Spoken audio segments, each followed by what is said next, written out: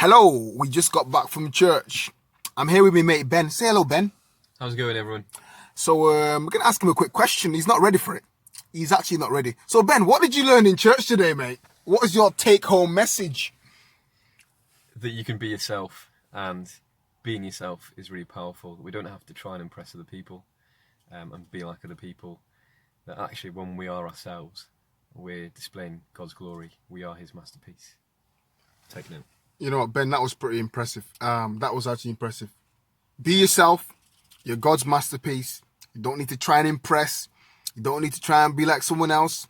Your uniqueness is your usefulness. Deep.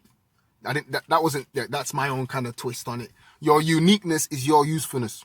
Immediately you try and be like somebody else, we don't need you.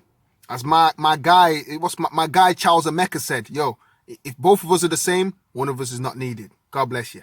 Peace.